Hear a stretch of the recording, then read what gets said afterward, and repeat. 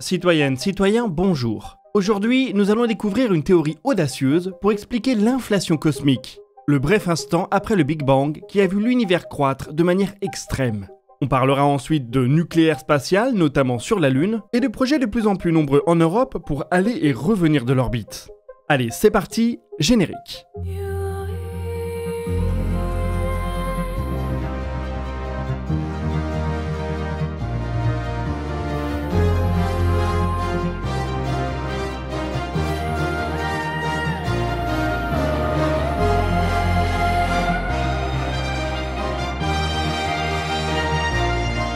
Bienvenue dans DNDE, l'émission qui vous résume l'actualité spatiale tous les mardis à 18 h. Vous savez peut-être qu'il n'y a qu'un seul chat qui soit jamais allé dans l'espace, et il, ou plutôt elle, était française. Elle s'appelait Félicette, et comme tous les astronautes, elle a subi un processus rigoureux d'entraînement et de sélection. Alors j'ai moi-même une chatte qui s'appelle Lila, et je me suis rendu compte récemment qu'elle ne passerait probablement pas les sélections de l'époque, pour la bonne et simple raison qu'elle est en surpoids. C'est grâce au sponsor de cette vidéo, Katz, que j'ai pu la prendre. Comme beaucoup de chats, elle mange trop de glucides et pas assez de protéines, et au fil des années, ça pèse sur sa santé. Katz est une marque d'alimentation pour chats pensée spécialement pour remédier à tous les goûts et besoins de vos chats. Manque d'hydratation, activité trop faible, surpoids, chat en pleine croissance ou encore problème de digestion. Elle propose l'alimentation au taux de protéines le plus élevé du marché, avec en bonus une belle dose de personnalisation.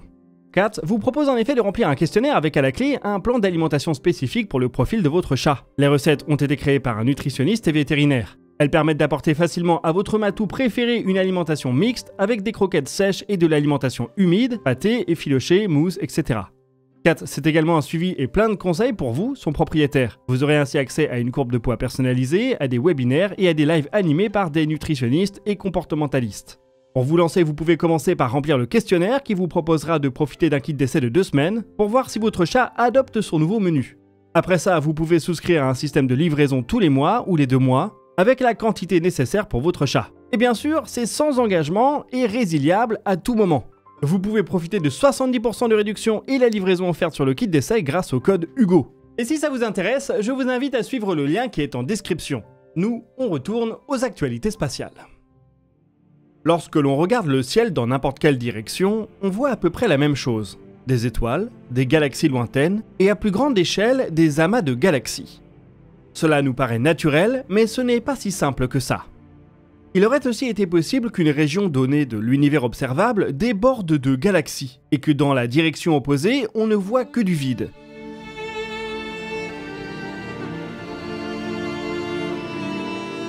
L'homogénéité et l'isotropie de l'univers observable, le fait qu'à grande échelle la densité de matière est la même dans toutes les directions, demandent une explication.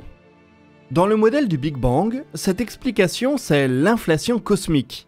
Une fraction de seconde après le Big Bang, l'univers aurait connu une croissance explosive, il aurait multiplié sa taille de manière phénoménale. En faisant ça, il aurait étiré les petites inégalités de densité dans toutes les directions, gommant à grande échelle toute différence significative entre ces différentes régions. Cette théorie est généralement acceptée. Elle fonctionne bien pour expliquer l'état présent de l'univers, mais elle pose tout de même quelques questions.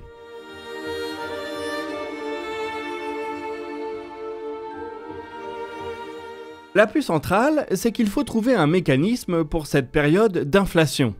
Quelle force, quelle propriété, quel champ aurait permis à l'univers de se comporter de la sorte? Faut-il y voir une sorte de version primordiale de l'énergie noire, qui continue aujourd'hui à faire croître l'univers de manière beaucoup plus lente? Faut-il créer tout un nouveau champ scalaire, l'inflaton, doté de sa propre particule? Ou faut-il même trouver une autre explication à la forme et à l'homogénéité de l'univers?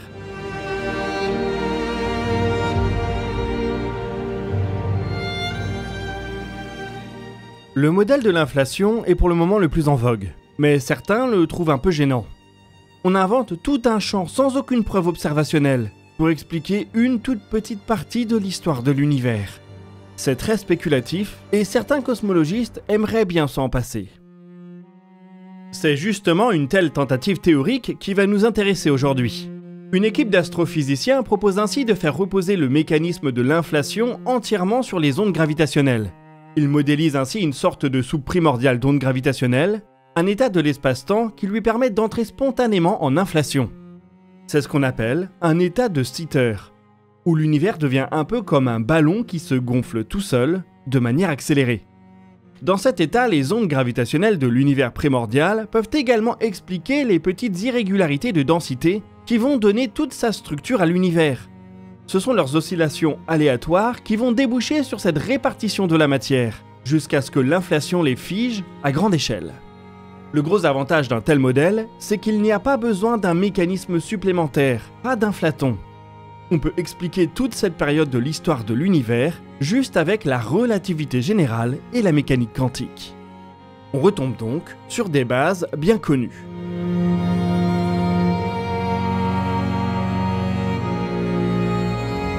C'est un modèle minimaliste et donc séduisant. Il passe plutôt bien le test du rasoir d'Occam, moins de mécanismes, plus de simplicité. Bien entendu, ce modèle reste, tout comme l'inflaton, entièrement spéculatif. Pour le mettre à l'épreuve, il faudrait trouver des indices observationnels. Le fond diffus cosmologique pourrait déjà livrer des réponses. L'amplitude et la répartition des irrégularités observées doivent coller aux prédictions d'une inflation sans inflaton. Une autre piste encore plus ambitieuse serait la détection d'un fond d'onde gravitationnelle primordial, véritable empreinte des premiers frémissements de l'espace-temps.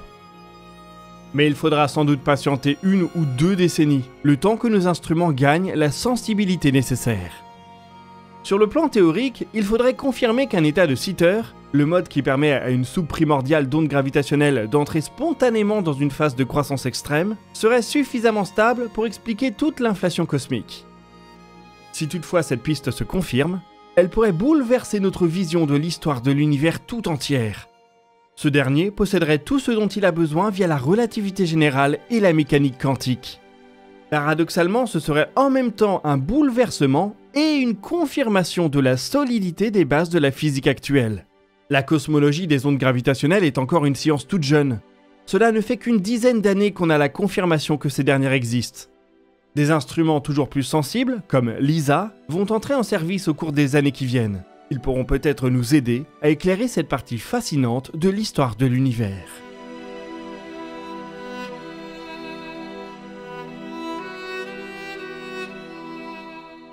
De retour sur Terre, on devrait savoir d'ici 2030 environ qui de la Chine ou des États-Unis sera capable de ramener des humains sur la Lune en premier.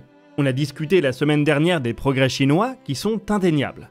Un ancien administrateur général de la NASA, Jim Bridenstine, l'homme qui avait lancé Artemis, n'y est pas non plus allé de main morte. Durant une audition auprès du Congrès mercredi dernier, il a ainsi avoué, je cite, « Ouvrez les guillemets, à moins que quelque chose change, il est très improbable que les États-Unis battent le calendrier chinois. » Fermez les guillemets. On parle de quelqu'un qui connaît Artemis et les rouages de la NASA dans les moindres détails. Et personnellement, on serait tenté de se ranger derrière son avis.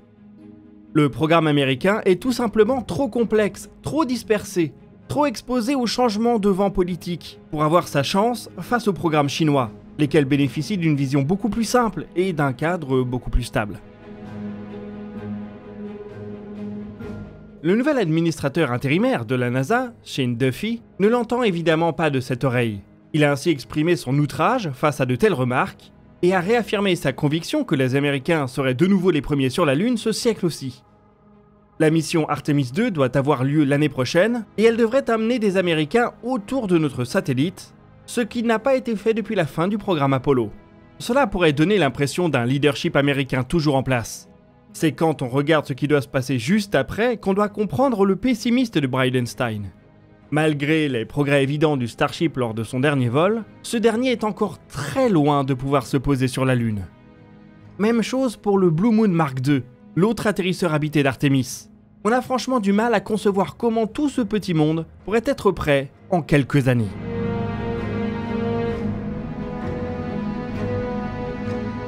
Cependant, être le premier sur la Lune n'est pas le fin mot de l'histoire.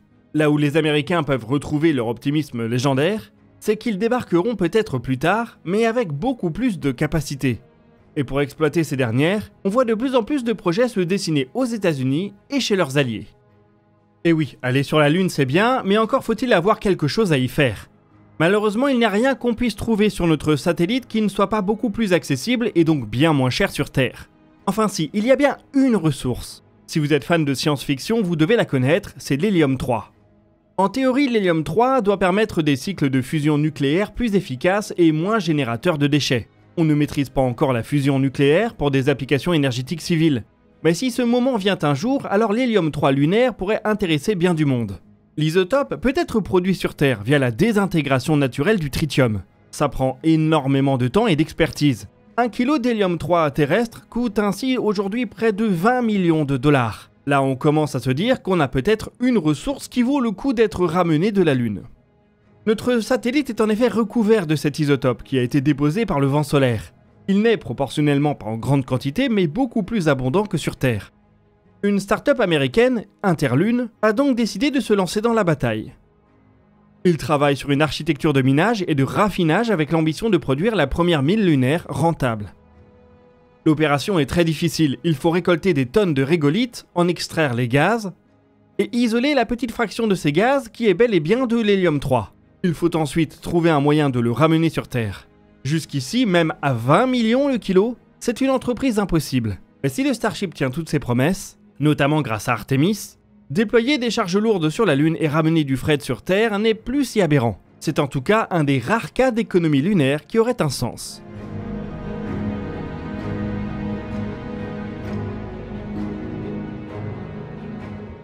La problématique de l'énergie sera quoi qu'il en soit fondamentale.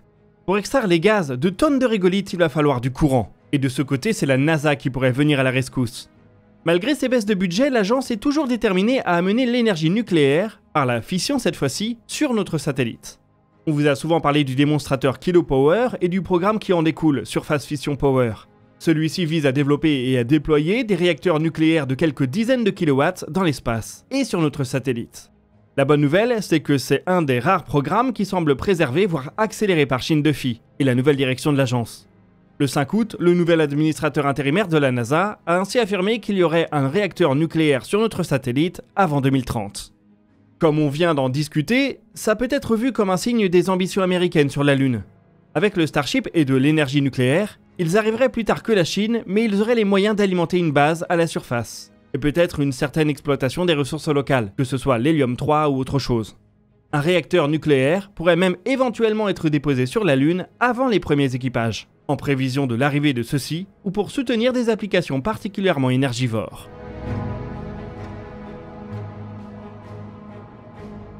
Avec son focus lunaire et son budget en baisse, la NASA est obligée de faire des concessions sur le reste de ses programmes. Autour de 2030, elle mettra ainsi fin à sa participation à la Station Spatiale Internationale, et on s'attend à ce que celle-ci soit désorbitée. Il ne faudrait pas pour autant complètement perdre l'accès à l'orbite basse pour les astronautes de l'agence. Les missions lunaires sont rares, et l'orbite terrestre devrait rester la principale destination des vols habités. On peut imaginer des missions en capsule, sur Dragon par exemple. On en a vu récemment quelques-unes menées par le secteur privé. Mais idéalement, il va falloir une ou des nouvelles stations. Le plan consiste à laisser le secteur privé s'en charger. Axiom, Blue Origin, Voyager Space, Vast et d'autres nous ont ainsi montré des plans à plus ou moins longue échéance. Il faut continuer à structurer cet effort et la NASA vient de publier le 5 septembre un appel à projet qui nous en apprend un peu plus sur la phase 2 du programme. La phase 1 a permis de lancer la compétition et il est maintenant temps de passer à quelque chose de plus concret. L'agence va donc dépenser jusqu'à 1,5 milliard de dollars pour soutenir des projets de démonstration de vol habité dans des stations privées. Jusqu'à 2 entreprises pourront être sélectionnées. Elles devront montrer que leur station peut accueillir 4 personnes pendant une durée de 30 jours. Si tout se passe bien, l'agence passera alors en phase 3, où elle commencera à acheter ses capacités sur l'étagère. Pour avoir une chance de remporter la compétition, il va donc falloir être opérationnel assez rapidement. On a vu des prototypes et des bouts de modules chez Axiom, Blue Origin ou Vast. Ce dernier acteur est peut-être celui qui met le plus l'accent sur la vitesse d'exécution, en employant l'astuce habile d'exploiter les systèmes de support vie de Dragon pour des missions courtes. Bien sûr, la sécurité sera centrale pour la NASA. Et on ne serait pas surpris de voir que tout le programme prend quelques années de retard.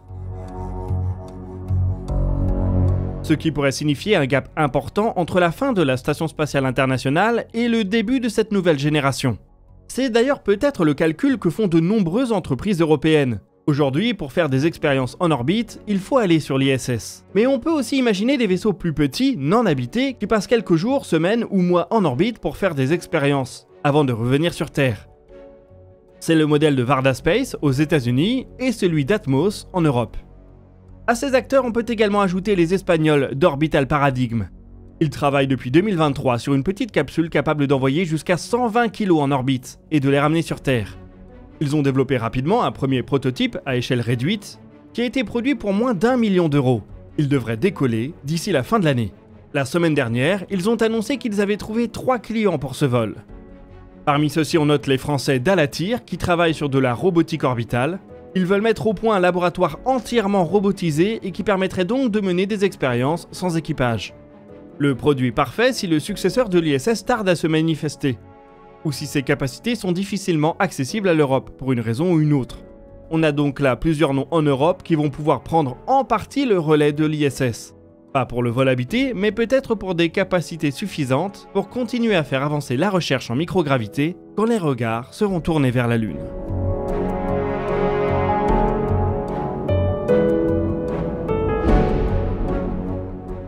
Et voilà qui boucle notre épisode d'actualité pour cette semaine. Je vous rappelle que vous pouvez bénéficier de 70% de réduction sur le kit d'essai CATS en passant par le lien qui est en description. N'hésitez pas à partager vos questions et vos remarques dans les commentaires, nous y répondrons dans une prochaine vidéo. Vous pouvez consulter la description pour retrouver nos sources et nos réseaux sociaux. Quant à nous, on se donne rendez-vous jeudi pour un dossier de l'espace, et d'ici là, citoyennes, citoyens, portez-vous bien.